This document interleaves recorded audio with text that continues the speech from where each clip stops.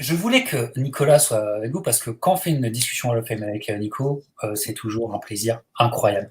Nico est un vrai historien de boxe et voilà, et ton regard d'écrivain est toujours appréciable. On voulait se lancer un défi. Généralement, c'est des émissions enregistrées, quoique elles sont enregistrées en Ouais. mode live. Hein. Quand on fait Pas de filet. il n'y a pas de filet, c'est en mode live, c'est tel quel, il n'y a pas de montage. Voilà. Mais là, on va vraiment, vraiment le faire en direct live. On va faire, c'est le milieu de l'émission, on va en profiter. Clément, tu restes avec nous. Parler d'un phénomène, d'un cas très, très spécial dans le monde de la boxe, d'un personnage qui nous a profondément marqué, au fer rouge, dont on ne parle pas assez en langue française. Bien sûr, les fans français connaissent, c'est pas ça que je dis, mais qui n'a pas encore eu les émissions qu'il mérite, etc. Les papiers qu'il mérite, quoique tu as partagé un écrivain de boxe qui a parlé de lui, Nico, sur ton site. C'est Johnny Tapia. Johnny Tapia qui, moi, personnellement, m'a profondément marqué dans mon parcours de fan de boxe. Voilà. Et là, J'essaye de mettre une affiche comme tu le fais d'habitude, mais voilà. Voilà, bon, c'est manuel, quoi. voilà. Et c'est un livre qu'il faut que je découvre. Mais voilà, j'ai une question pour vous, parce que c'est une question qui n'est pas dénuée de sens à mes yeux. Mais Johnny Tapia, et si c'était lui le GOAT? Alors, c'est question plus compliquée qu'il n'y paraît.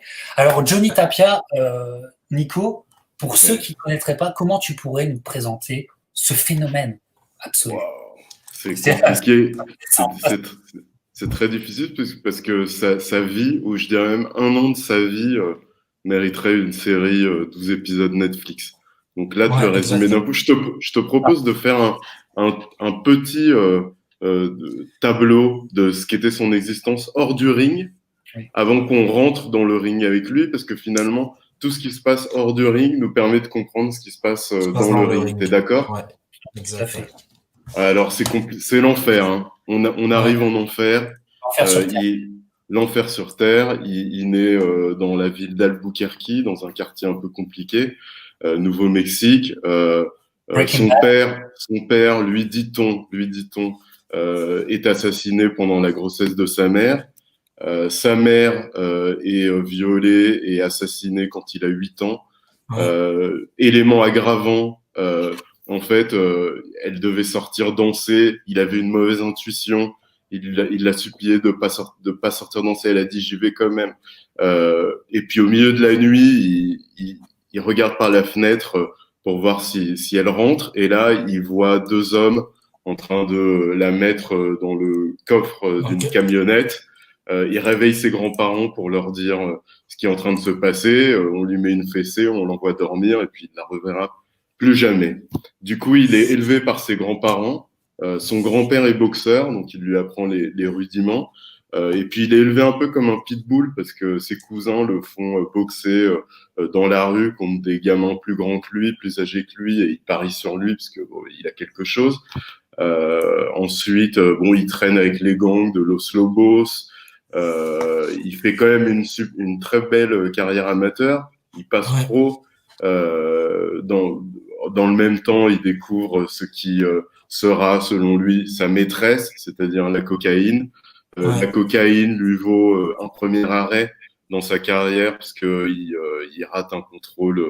Il est contrôlé positif à la cocaïne avant un combat. Donc il est un peu, ça lui brûle un peu les ailes et il se retire des rings pendant 3 ans et demi où il entre dans une espèce d'addiction, dépression, sans commune mesure.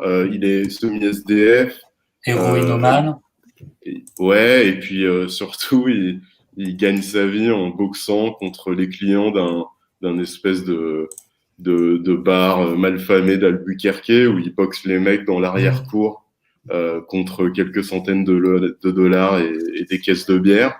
Et puis, il rencontre sa sauveuse, Teresa, qui deviendra sa femme et qui plus tard deviendra aussi son manager et qui le désintoxique à la dure, en l'enfermant chez lui pendant quelques semaines. Il reprend le chemin du ring, il regagne, il devient champion du monde.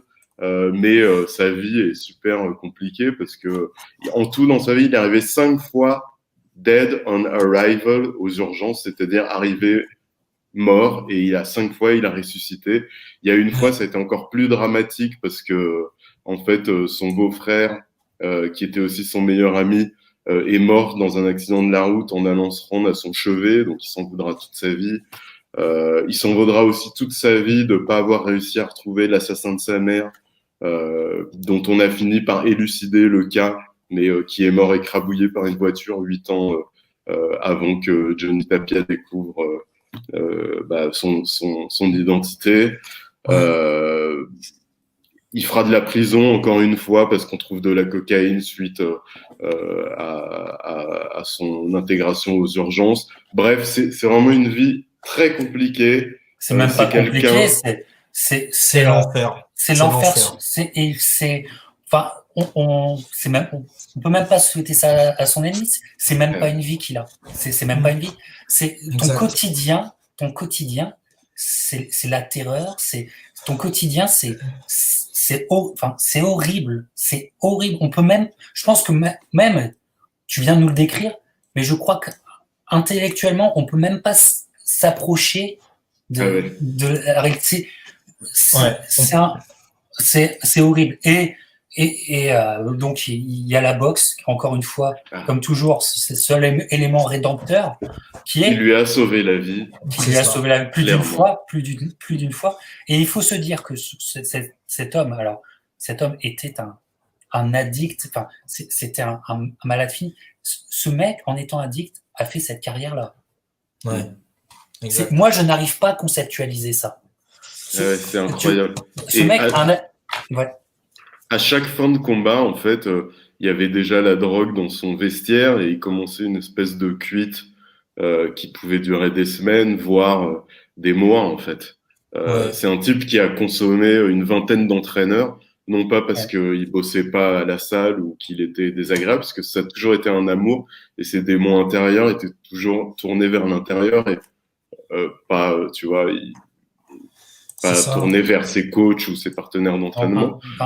Et en fait, il était susceptible de quitter la salle une semaine avant un combat pour aller se piquer ou se droguer et puis plus rien ne comptait. Donc, c'est vrai que c'est assez incroyable d'avoir pu atteindre ce niveau et surtout d'avoir pu retrouver ce niveau suite à toutes ces coupures qu'il a connues à cause de la prison, de la drogue ou de ses démons personnels. Voilà, c'est des démons personnels. Et ce qui est fou, et pareil, c'est tu sais, humainement, tu arrives presque à des limites de conceptualisation, tu vois. Mais le sport le plus dur au monde, ce sport qui te fait souffrir, c'est où toi, tu vas en enfer quand tu vas sur le ring. À notre humble niveau, on s'est tous fait mettre à l'amende et tout ça. Ce moment-là, si dur, pour Johnny Tapia, c'est son moment de lumière. C'est le seul moment de sa vie où il est vivant. C'est ça. En fait, Vas-y, Clément. C'est exactement ça, tu vois. Pour beaucoup, ça reste l'enfer. Tu vois, le ring, quand même, c'est dur. Hein, c'est terriblement dur, quand même, comme au sport. Il faut dire en ski. On l'aime, même si ça reste un sport cruel dans le fond, mine de rien. Mais c'est rédempteur, justement. Et je pense que le ring, à côté de la vie qu'il a eue, je pense que le ring, c'est quelque chose, pas de tranquille, mais quelque chose où, justement, en fait, il peut briller. Il peut briller tout simplement. Il était dans un monde beaucoup plus juste sur le ring que dans la vie. Ah oui, clairement. Mais justement, en fait, il y a... Vas-y. Non, mais justement, c'est intéressant de rebondir sur ça parce que c'est clairement, il est à sa place sur le ring. Clairement, et c'est ça qui est beau avec la boxe. C'est pas seulement un sport, c'est pas seulement un spectacle, c'est aussi un moyen d'expression. Et quand on voit boxer Johnny Tapia, on se rend compte que il brillait. C'est par la boxe qu'il exprime qui il est. Et puis chez le spectateur, c'est intéressant, l'effet qu'il produit, parce que on a toujours un peu un fond de culpabilité quand on regarde le spectacle de la boxe. Et on voit ses coups, on entend l'impact des coups, on se dit c'est quand même étonnant que c'est quand même curieux que ça me plaise autant, cette violence sans les mecs qui se sacrifient pour nous offrir ce spectacle. Et qu'en fait, quand tu regardes Johnny Tapia, tu ressens pas du tout ça parce que, comme tu l'as dit, Captain, t'assistes au spectacle de sa salvation et finalement, ça fait vraiment du bien, quoi. Et moi, écoute, c'est le boxeur avec qui m'a impacté, tu sais, qui était le magnétisme. J'ai ressenti le magnétisme de Johnny Tapia comme j'ai ressenti le magnétisme de Mike Tyson. Ouais. Et Johnny Tapia le regardait, parce que Johnny Tapia, il donnait pas des coups, comme vous le disiez. Regardez des combats de Johnny Tapia. Chaque coup qu'il donne, c'est comme s'il voulait s'arracher à la vie. C'est comme si il s'arrachait à quelque chose. Tous ces coups, les coups de Johnny Tapia ne sont pas les mêmes que les coups de n'importe quel autre. C'est ça. Regardez-le. Et moi, je l'ai découvert sur le tard je l'ai découvert en 98. Et j'ai été électrocuté par cette découverte. Je me souviens très bien, il avait ce short blanc qu'il n'a pas du tout porté très longtemps. Et il était dans une période où il était managé par Don King. Il va faire une série de combats avec Don King. D'ailleurs, Laurent Boudouani fera la sous-carte de Johnny Tapia à Albuquerque contre ce grand boxeur Guillermo Jones en 98. Voilà. Et Johnny Tapia ce soir-là, il est au-dessus. Il est dans une très bonne période pugilistique. Il joue presque avec son adversaire, au chat à la souris. Et c'est juste dingue. C'est incroyable, Johnny Tapia. Et donc, vient ma question, parce que je sais que vous me dites, alors la question, bien sûr, c'est une question qui est un peu, que je fais exprès d'être un peu polémique pour vous faire réagir. Mais Johnny Tapia jusqu'en 99-2000, donc, est invaincu avec ce parcours. Il est à plus de 40 combats, il est toujours invaincu, en étant, la plupart du temps, très très dominant. Ouais. Quand il va rencontrer Paulie Ayala. Et arrive le moment où ça casse, mais c'est ce que je me dis, est-ce que c'est pas le business qui le casse? Parce que regardez les deux combats avec Paulie Ayala, ce sont des combats extrêmement durs à juger. Extrêmement dur, et je ne vois pas des victoires d'Ayala comme on le dit, quoi. Sur ces deux duels, il y a un match nul dans l'un des deux duels. Deux victoires de Ayala. Voilà, deux victoires. Deux victoires, ouais. Mais en tout cas, c'est clair qu'il y a un problème de promoteur, parce qu'il est en train de finir son contrat avec Bob Arum, je crois, lors du premier combat, et le deuxième, il le fait sans... Excuse-moi, mais le grand combat cristallisant de Johnny Tapia, c'est contre son némésis de Albuquerque. Ah oui, Danny Romero. Et ça se fait sous l'égide de Top Rank. Et on est en 96, et c'est un combat, et voilà, Tapia et tout. Et à partir de là, il va aller avec Don King, et arrive Paulie Ayala, qui était fortement monté à ce moment-là. Et est-ce que les gens voulaient en finir avec ce mec pas facilement gérable, dont on se demandait s'il allait pas mourir, s'il n'allait pas recevoir un coup de fil demain matin en disant Johnny Tapia c'est fini. Tous les promoteurs se demandaient ça, mais sauf que le mec, il est encore invaincu. Le mec est invaincu,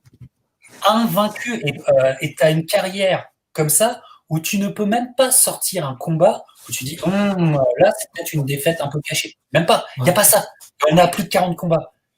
Et là, je me dis, cette période de carrière jusqu'à 2000, il commence sa carrière dans les années 80. Ouais. Jusqu'à 2000, pourquoi on ne perçoit pas Johnny Tapia comme le GOAT?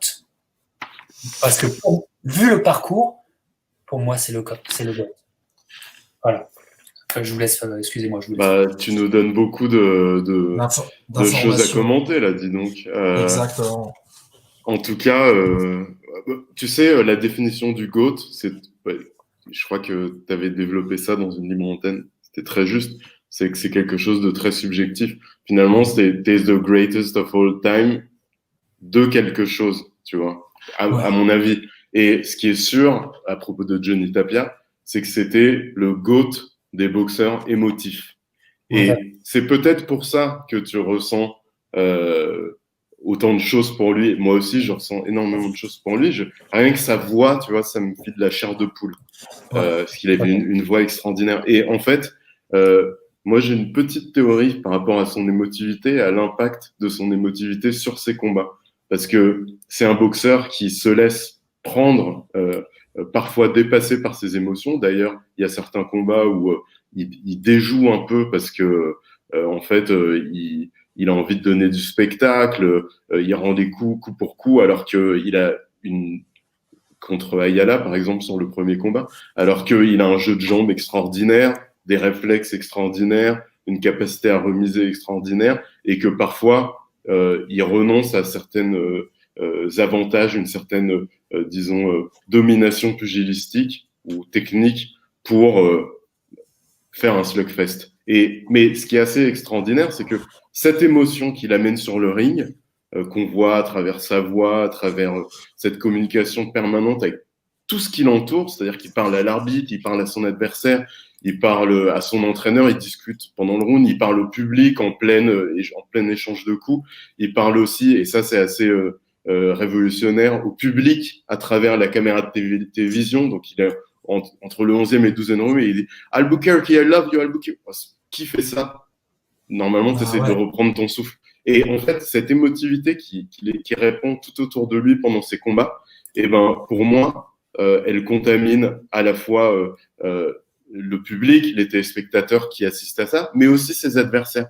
Et j'ai l'impression que à chaque fois, c'est comme si Johnny Tapia, il prenait son adversaire par la main et il l'emmenait, tu vois, il l'invitait à dig deep, encore plus profond que d'habitude, pour vivre une expérience qui est presque spirituelle, tu vois, sur le ring, et offrir ça aux spectateurs, et s'offrir ça à lui-même, parce que finalement, il ne vit et il ne s'exprime vraiment que quand il est sur le ring. Et il y a un dernier truc que je voudrais dire par rapport à ça, qui corrobore un peu cette idée, c'est que en fait, c'est la fréquence de Johnny Tapia, sa fréquence existentielle quand il est sur le ring.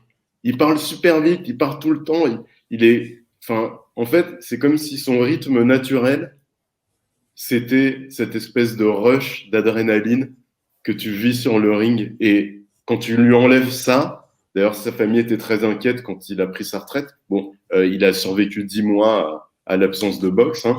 Et ben, quand tu lui enlèves ça, le mec, il vit complètement à contre-temps,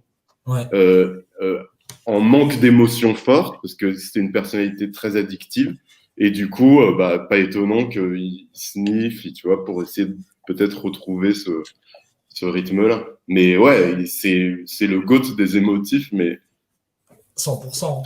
Sans aucune discussion pour moi. Sans aucune discussion. Vas-y, on arrêtera là-dessus, parce qu'après, on proposera des conseils de visionnage. Vas-y, Clément. Moi, je vais rebondir sur deux choses. Pour moi, je pense que tout simplement, c'est le dernier grand gladiateur de la boxe, un des derniers grands gladiateurs, justement, quand tu dis que c'est quelqu'un quand même qui brille sur le ring, justement, s'attire la sympathie du public, joue avec le public en leur parlant, comme tu disais, mais même à la caméra en disant I love Albuquerque, ça reste quand même inédit, je pense. Voilà. Et aussi, c'est ultra intéressant ce qu'a dit Sebo Sanova sur le fait de s'il avec tous ces excès de drogue, il était bien juste qu'il boxe en pro. Ça aussi, c'est un autre débat aussi qu'il faudrait peut-être avoir, mais c'est un débat que j'ai eu avec des collègues une fois qui me disaient, en fait, comment tu peux aimer la boxe? C'est un sport quand même où il y a énormément de coups violents qui sont donnés, qui sont brutaux, et qui peuvent même entraîner la mort, en fait, tout simplement, c'est que c'est des mecs, comment dire, des mecs comme Johnny Tapia, ils ont besoin de ça, en fait, dans leur vie, en fait, tout simplement, c'est leur seule façon de vivre, d'exister. Là, on est dans un cas spécial. Clément, on est dans un cas spécial, je comprends. Tu sais qu'il faut faire attention, notamment aux commotions cérébrales, qui peuvent avoir des implications psychologiques et émotives chez l'individu. Il n'est pas rare de voir que ce soit des boxeurs ou des footballeurs américains et des hockeyeurs qui ont subi trop de commotions cérébrales et qui, dans leur vie, commencent à avoir des changements émotifs, des changements de personnalité. Le mec qui est très à la cool, qui devient très agressif. Mais sauf que on est dans un problème avec Johnny Tapia, sauf que la fureur, Johnny Tapia, il l'a au quotidien. La vie lui a mis une fureur. Il subit la fureur de la vie. Et en fait, la boxe, aussi dure soit-elle, ça ne pouvait pas, ça ne pouvait pas empirer les choses. Je comprends. Ouais. En fait, c'est l'argument de dire est-ce que ça peut empirer les choses. Ah non. T'as compris l'avis de Johnny Tapia? Oui, je l'ai vu. Ça l'a pas empiré. Ça l'a pas empiré du tout. Et c'est pour ça que je terminerai que justement, heureusement que la boxe est là quand même pour ces personnes quand même mine de rien qui existeront toujours à travers ça justement. Et on s'en rappellera toujours de Johnny Tapia de toute façon. Ah oui. Pour moi, il n'est pas. Alors sa légende est faite aussi parce que c'est une vie c'est le lugubre personnifié. Tout exactement.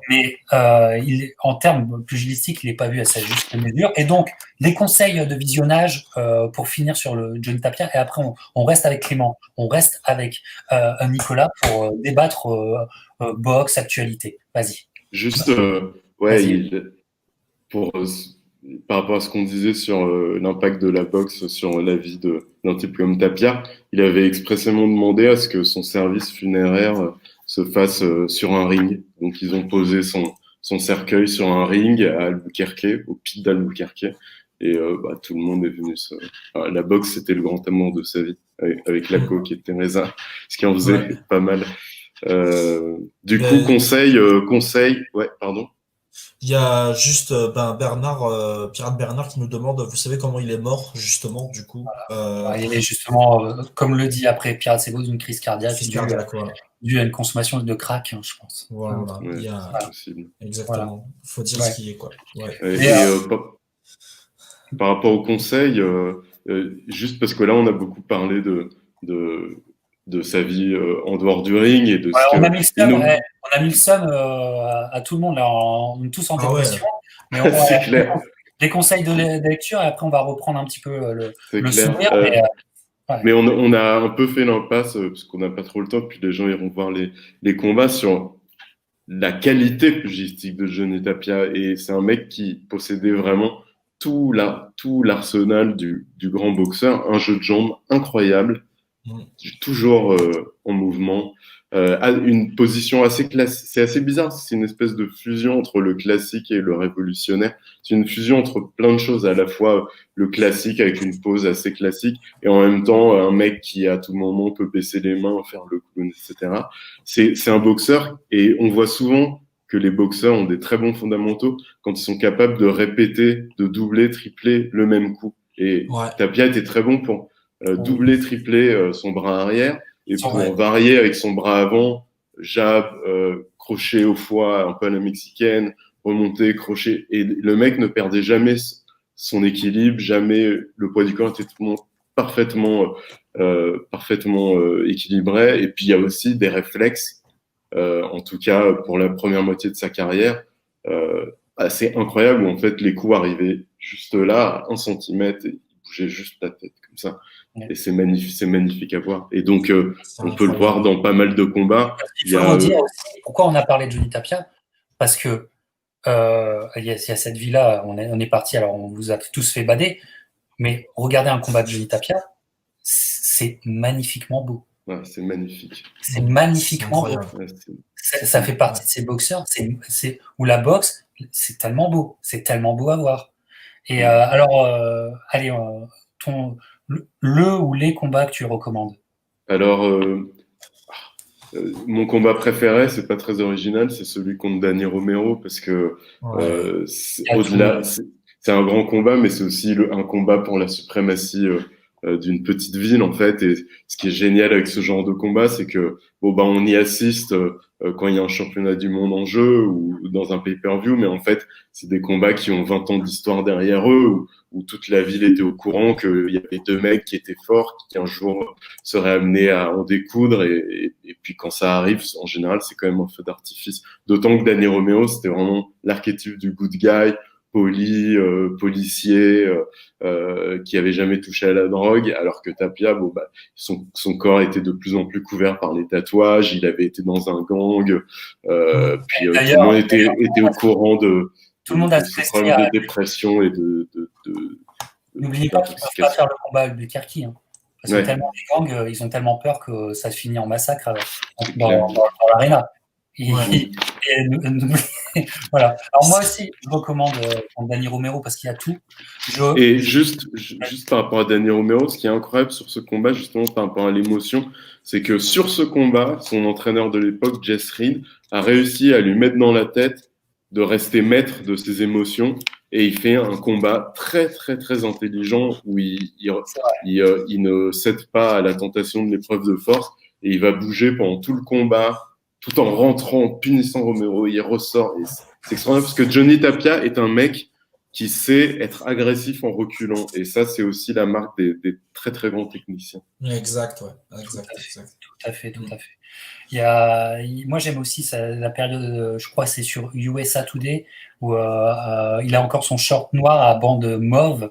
Ouais. Il y a un énorme combat, et d'ailleurs j'ai perdu le nom de son adversaire, mais je crois que c'est un combat de 94. Il y a Danny Romero, et puis il faut que vous allez voir aussi les combats contre Ayala, et faire votre propre avis, parce que c'est extrêmement dur.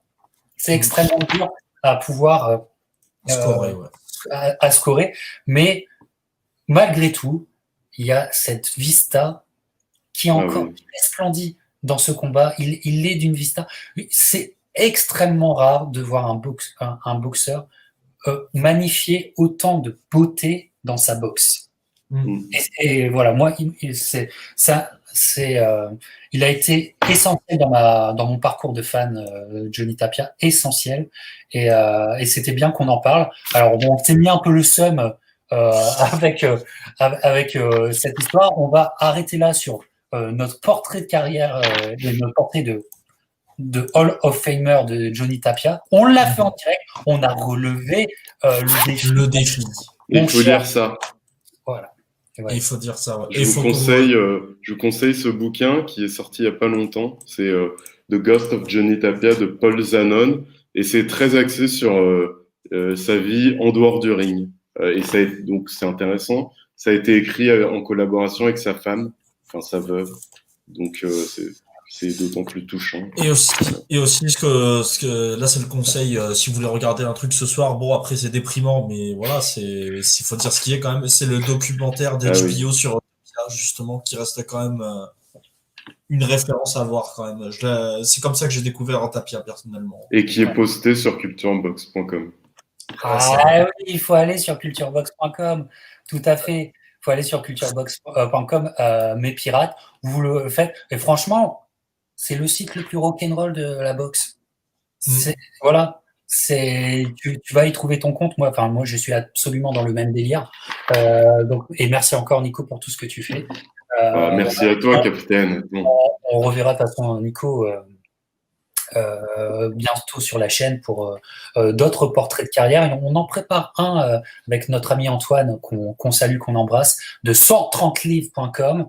On vous en prépare un, pas piquer des hannetons, un vrai dossier. Et d'ailleurs, allez, pour vous mettre l'eau à la bouche, c'est pas encore enregistré, c'est loin d'être enregistré, peut-être dans 1 semaine, 2 semaines, 3 semaines ou plus même, mais n'a-t-on pas affaire là à la plus grande carrière de la boxe? J'en dis pas plus. Je n'en dis pas plus. Voilà, vous verrez ça sur la page.